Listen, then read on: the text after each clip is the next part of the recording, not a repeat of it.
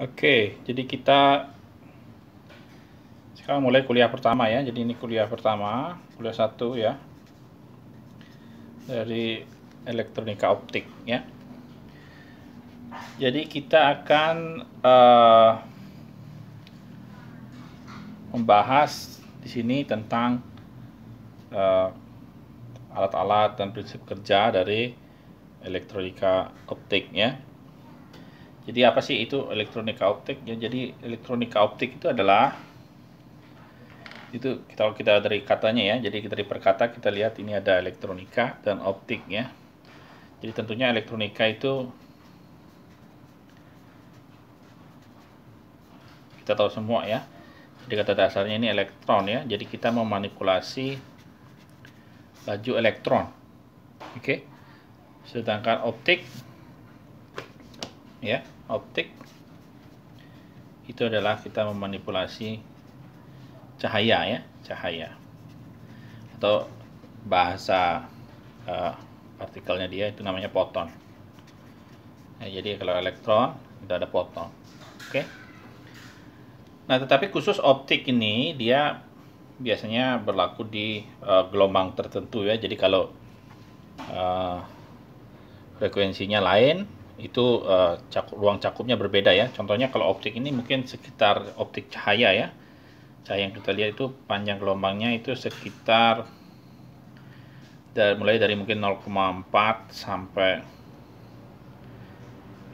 sekitar mikronan ya, 1 mikron, 1 mikrometer. Oke. Karena kalau di bawah ini nanti dia sudah cahaya ultraviolet ya, yang susah dimanipulasi.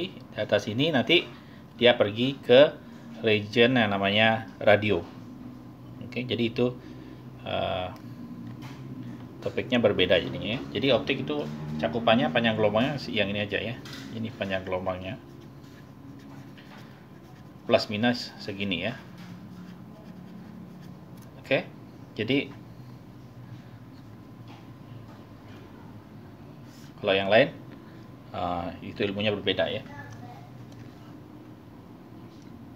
Nah, di sini nanti kita akan membahas tentang teknik untuk menciptakan. Jadi konsepnya adalah menciptakan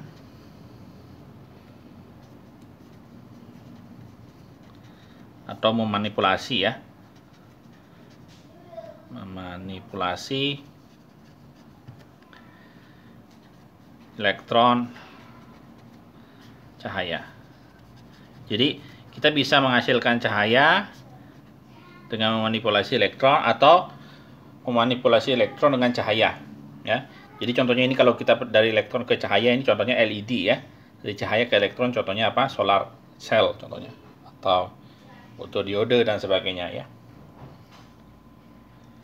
Jadi itu yang akan kita cakupannya ya, jadi yang kita bahas ya. Tapi topik khusus yang akan kita nanti bahas itu tentunya adalah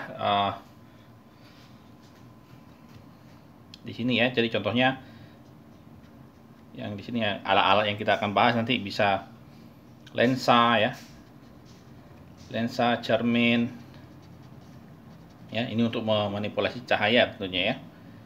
Terus LED ya, LED, laser juga ya, laser. Oke. Terus ada juga serat optik,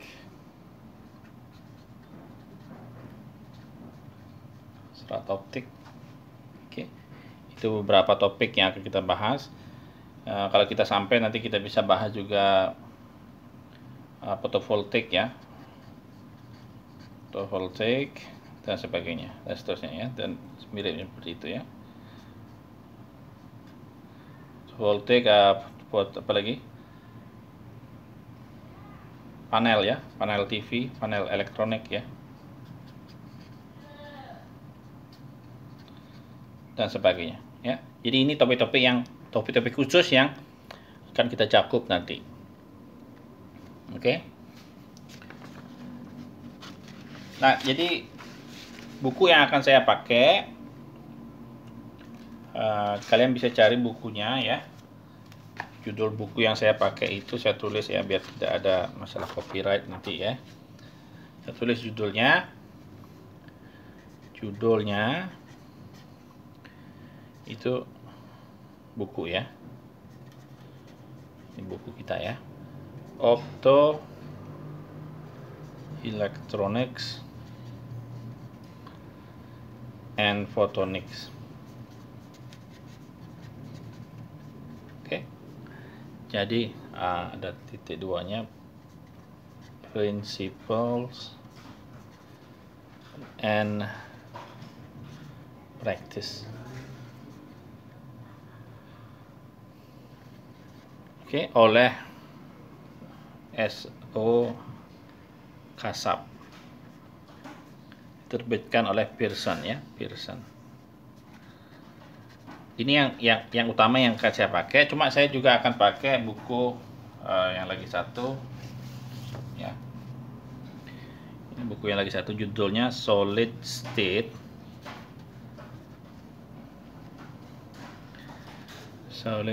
Electronic Device ya.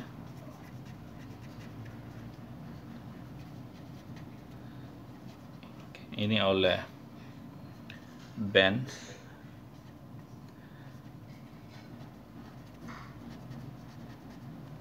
Oke, dan Sanjay Banerjee ya. Ini diterbitkan oleh Prentice Hall. Oke, jadi kamu bisa cek dua sumbernya, atau kamu kalau dapat buku yang lain juga bisa ya. Jadi ke cakupannya nanti akan mirip ya. Oke, jadi yang itu bukunya, terus skupnya akan kita bahas di sini nanti ya. Jadi skup mata kuliah kita atau cakupannya ya. Itu adalah pertama kita akan membahas tentunya optik ya. Optik ya, bagaimana sifat cahaya ya. Jadi itu penting ya. Jadi karena kita ingin memanipulasi dia, jadi atau memakai dia untuk memanipulasi elektron ya. Terus kita akan juga bahas habis itu mungkin waveguide namanya ya. Waveguide atau serat optik. Jadi ini untuk dipakai di komunikasi internet ya. Oke, habis itu mungkin kita akan membahas nanti penghasil cahaya ya. Penghasil cahaya itu LED ya, dan laser ya. Terus terakhir, bukan terakhir ya, ini berikutnya setelah ini kita bahas ya kebalikannya ya. Jadi cahaya untuk memanipulasi elektron, jadi kita akan photovoltaik ya, atau fotodetektor juga bisa.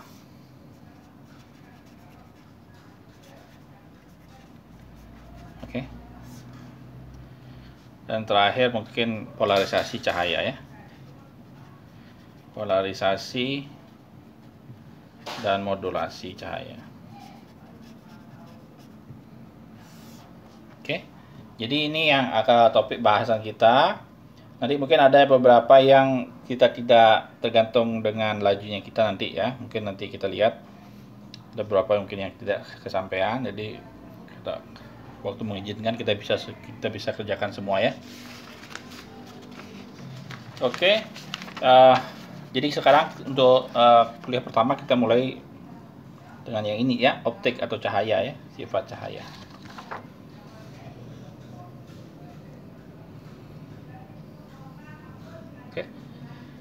Jadi cahaya,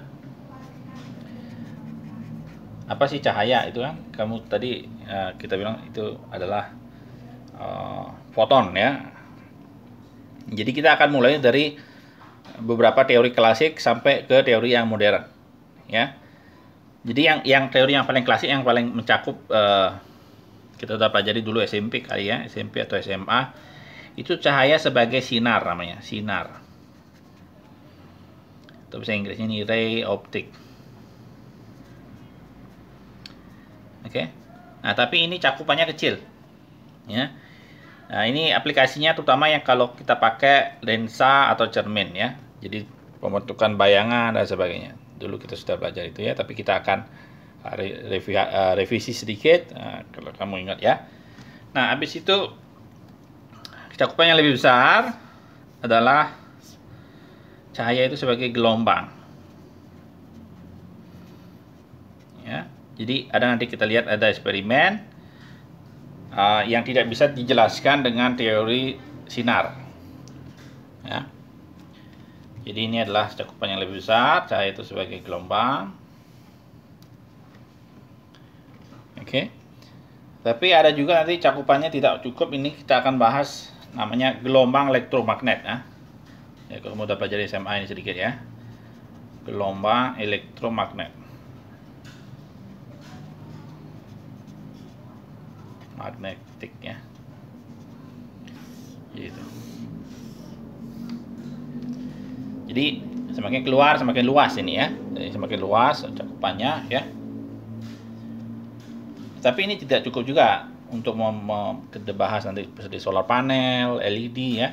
Ini kita perlu pemahaman yang namanya foton ya, gelombang cahaya sebagai foton. Jadi dia memiliki dua sifat, itu gelombang dan partikel. Jadi ini adalah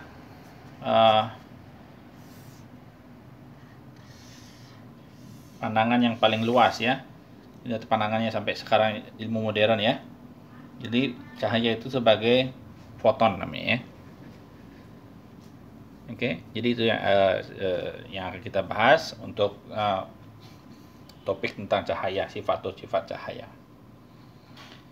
Oke, jadi yang pertama kita akan bahas sekarang adalah sinar.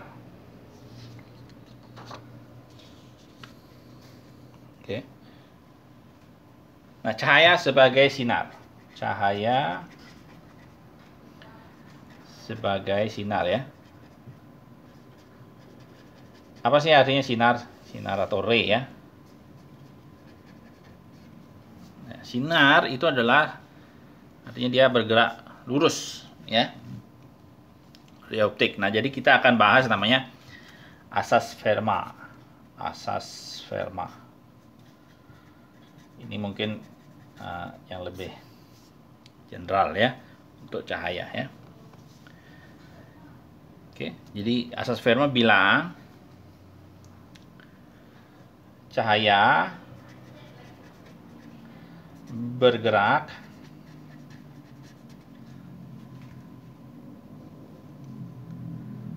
dengan lintasan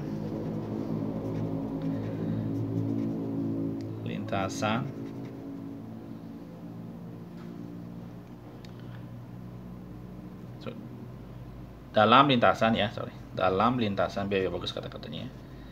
Cahaya bergerak dalam lintasan dengan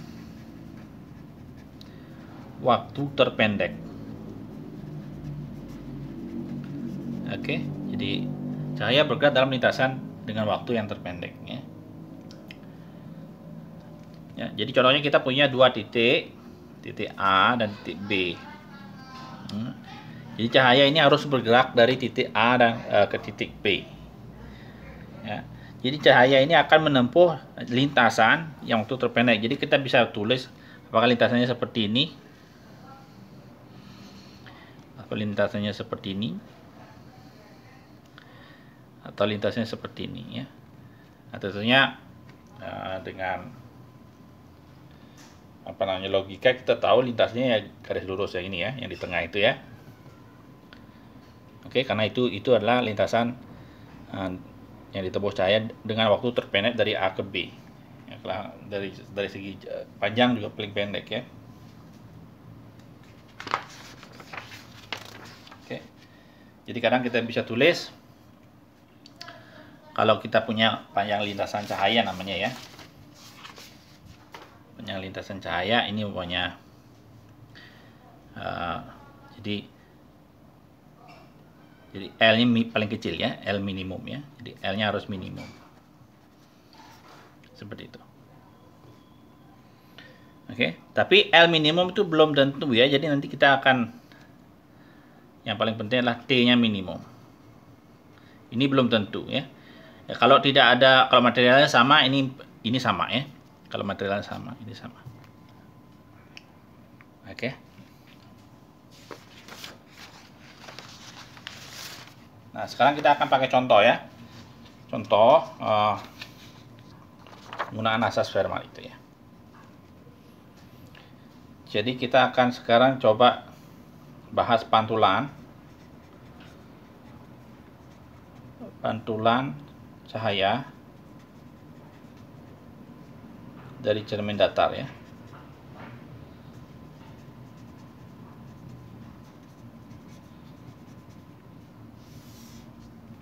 Oke, jadi kita punya cermin seperti itu, cermin datar ya.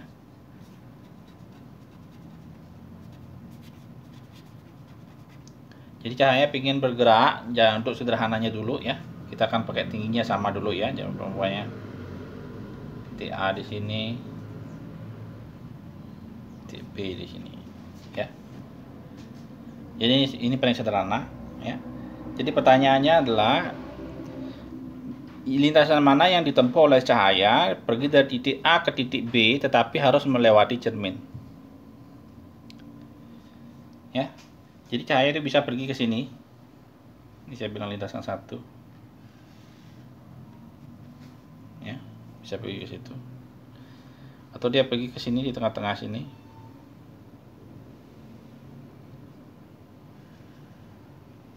atau dia bisa pergi ke sini ya. Nah, tentunya kalau kamu belajar hukum pemantulan, kamu tahu bahwa cahaya akan menempuh lintasan yang kedua ini ya, yang di tengah-tengah ini ya. Tapi kenapa? Jadi sekarang kita pakai asas Fermat ya. Jadi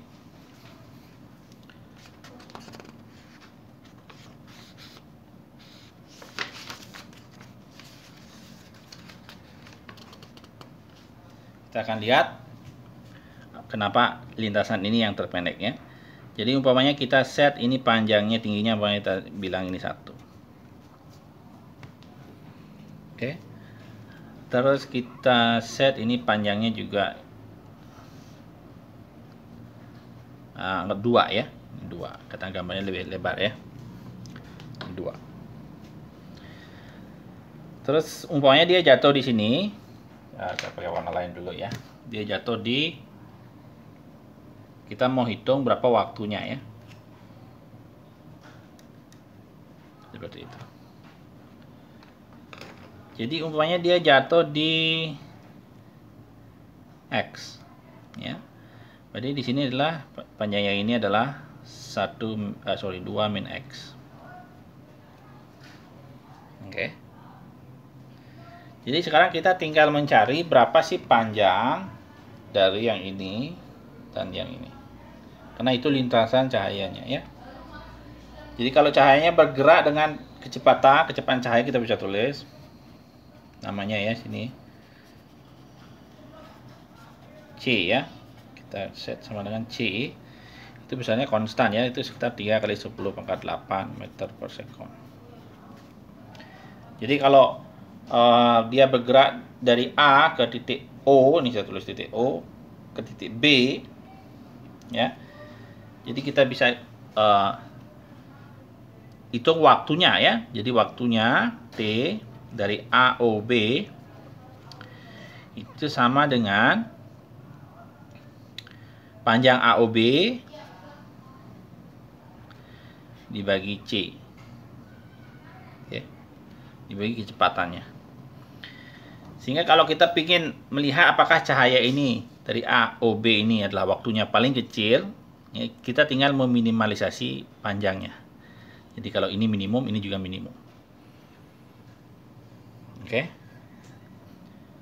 Nah, sekarang kita hitung AO, berapa AO? Jadi kalau ini 1 ya, tingginya 1. AO kita pakai Pitagoras ya. AO itu sama dengan akar 1, ini tingginya ya, plus X kuadrat. Oke. BO, yang BO juga sama ya. BO sama dengan akar 1 kuadrat ditambah panjangnya ini ya, 2 min X kuadrat.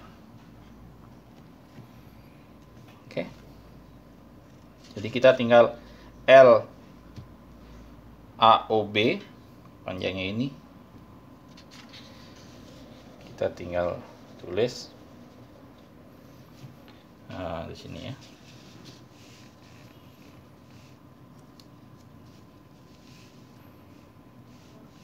Oke, sambungin dulu ya. Jadi LAOB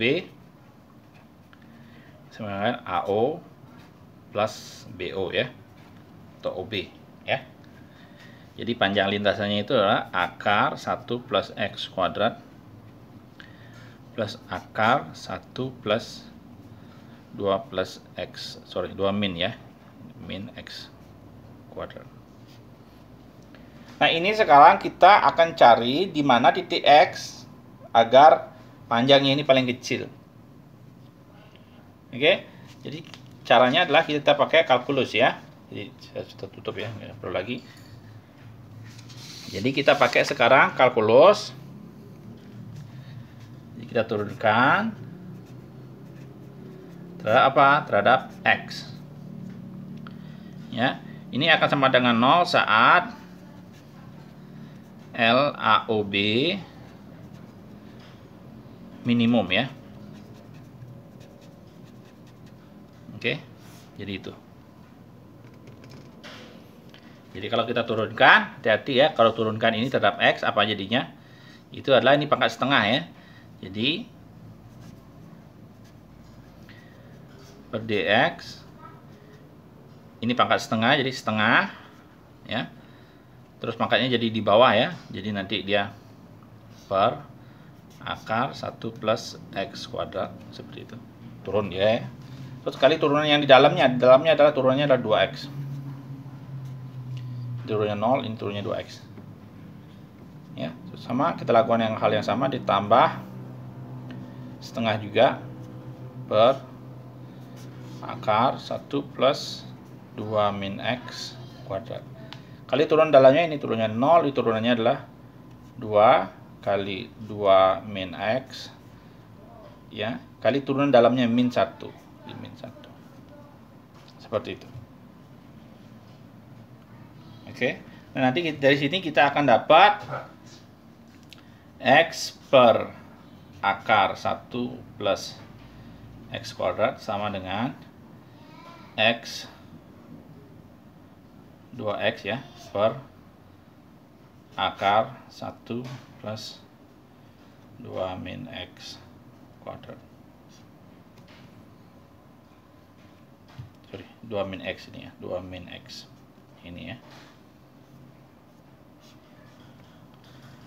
Oke. Jadi apa artinya itu? Jadi kita dapat ini, sekarang kita perhatikan di sini. X dibagi dengan akar 1 plus X kuadrat. 1 plus X kuadrat di sini ya. Jadi X dibagi ini itu adalah apa? Sin dari sudut ini ya. Kalau ini saya bilang alfa. Terus lagi satu ya. 2 min X itu mana yang ini? Yang ini ya. 2 min X dibagi akar 1 plus ini panjang ini. Ini dibagi ini adalah sin dari ini. Kita anggap ini beta. Jadi kita bisa tulis di sini sin alfa sama dengan sin beta. Ini artinya alfa sama dengan beta. Atau sudut datang sama dengan sudut pantul. Jadi ini adalah hukum pemantulan cahaya ya, kalau bidang datar. Jadi itu prinsip Fermat kita pakai ya. Jadi yang ditempuh adalah nanti karena sudutnya sama, Jadi yang ini ya, karena ini sama sudutnya. Sudut datang sama dengan sudut pantul, yang akan membuat jarak tempuhnya minimal. Oke, jadi itu pemakaian resist lemak ya. Nah, kelihatannya sederhana ya, kita tidak perlu hitung-hitungan sebetulnya ya. Cuma sekarang kita akan lihat apakah asas ini bisa kita aplikasikan untuk apabila cahaya melalui sebuah medium. Ya. Jadi kalau kita akan bahas namanya index bias ya. Index bias. Pembiasan cahaya ya, itu kamu juga belajar dulu ya. Jadi cahaya kalau dia masuk ke dalam sebuah medium, dia akan kecepatannya turun ya. Jadi seperti tadi C itu sama dengan 3 kali 10⁸ meter per sekon. Ini kecepatan cahaya di ruang hampa.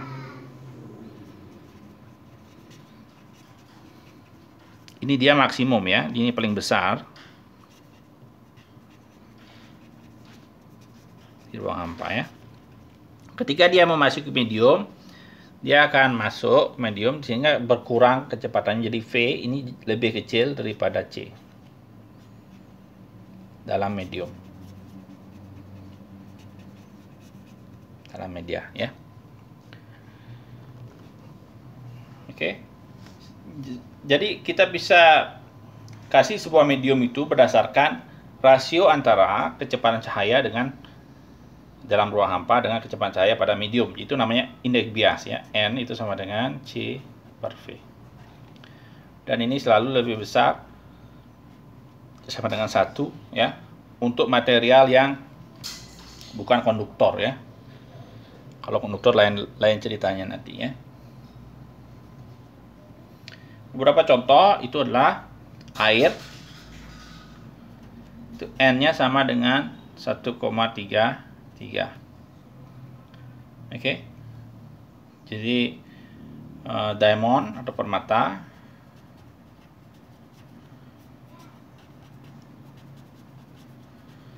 itu N-nya sama dengan 2,4. Oke, dan seterusnya. Sapir umumnya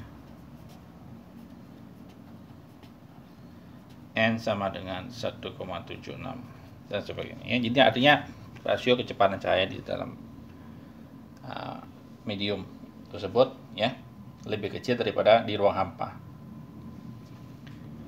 Oke. Jadi contohnya, jadi kalau kita tanya hitunglah kecepatan cahaya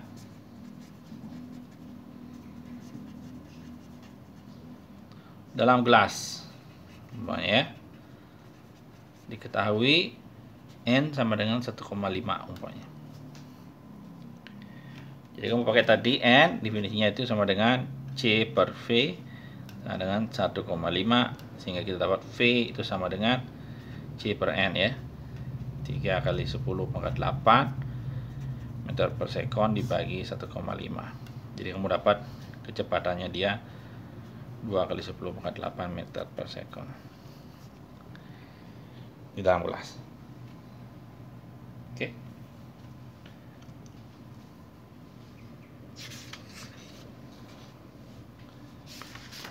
Nah, sekarang kita akan aplikasikan prinsip Fermat ya. Prinsip Fermat di dalam pembiasan cahaya. Ya. Nah, sebelum itu kita akan membahas dulu yang namanya lintasan optik. Ya, lintasan optik. Nah, jadi umpamanya titik A, ini lintasan optik ya.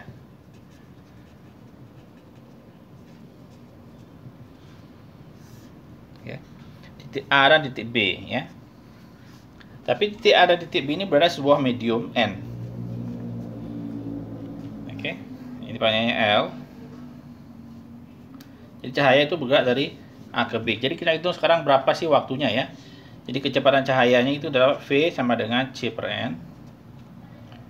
Jadi waktu tempuh dari T, dari A ke B, itu sama dengan panjangnya L dibagi V. Ya. Jadi kita bisa tulis L dibagi C per N ya. Sama N kali L per C. Ya.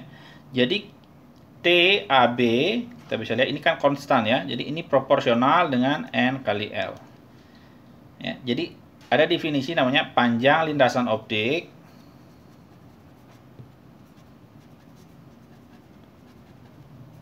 ya, karena prinsip Fermat memakai waktu ya. Jadi kita pakai panjang lintasan optik. Panjang lintasan optik itu sama dengan sigma N kali L I. Ya. Jadi ini artinya kalau kita punya beberapa medium, kita tinggal kalikan L-nya sama N-nya. Karena dia panjang lintasan optik ini proporsional dengan waktu tempuhnya. Oke? Jadi kalau kita mau menghitung waktu, kita bisa juga menghitung panjang lintasan optik. Oke? Nah, sekarang kita akan pakai ini untuk membahas pembiasan cahaya.